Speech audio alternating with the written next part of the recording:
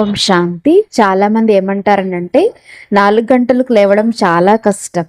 4 గంటలకు లేవడం కష్టమేం కాదు, చాలా సహజం. 10 గంటలకి పడుకోవడం కష్టం. 4 గంటలకు లేవాలనంటే 10 గంటలకైతే పడుకోవాల్సి ఉంటుంది. తొందరగా పడుకుంటేనే తొందరగా లేస్తాం. బెంజమిన్ ఫ్రాంక్లిన్ యొక్క పాత నర్సరీ రైమ్స్లో early to bed early to rise makes a man healthy wealthy and wise అని రాసి ఉంది. మన బాడీ ప్రకృతి తయారైంది ఈ రకంగా. ఎప్పుడైతే మనం తొందరగా పడుకుంటాము, తొందరగా లెగుస్తాము, అప్పుడు మన యొక్క బాడీ చాలా బెస్ట్ పెర్ఫామ్ చేస్తుంది. మన యొక్క కెపాసిటీ, క్రియేటివిటీ, ఎఫిషియన్సీ అన్నీ పెరుగుతాయి. ఈ రోజుల్లో అప్పుడప్పుడు టెక్నాలజీ కారణంగా, సోషల్ మీడియా కారణంగా చాలా సమయం రాత్రి వేస్ట్ అయిపోతుంది. 10 గంటలకల్లా పడుకోవడం, 4 గంటలకి లేవడం ఇది సరైనది శరీరానికి కానీ మనసుకు కానీ.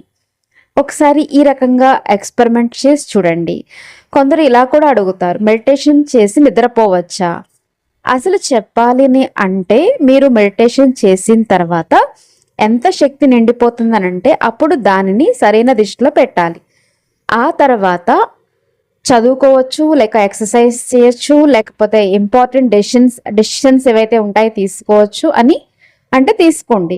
దీనికి చాలా క్రియేటివిటీ, ఏకాగ్రత కావాలి. ఒకవేళ మనం 4 గంటల నుండి 5 గంటల వరకు మెడిటేషన్ చేసాం అంటే 5 గంటల నుండి 6 గంటల వరకు చదువుకోండి, లేకపోతే ఇంపార్టెంట్ నిర్ణయం తీసుకోండి. లేకపోతే ఆ సమయంలో మన యొక్క మనసు చాలా శక్తిశాలి. పరమాత్మ ఏమంటారనంటే ప్లేన్ బుద్ధిగా అయి కూర్చుంటే మంచి మంచి టచింగ్స్ అవుతాయి.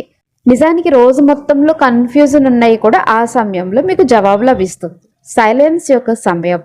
ఎంతమంది ప్రపంచంలో ఉన్నా బిలియనియర్స్ సక్సెస్ పొందిన వారందరూ ఆ సమయాన్ని సఫలతకు ఆధారంగా భావిస్తారు. ఆ సమయాన్ని క్రియేటివ్ అవర్ అని అంటారు.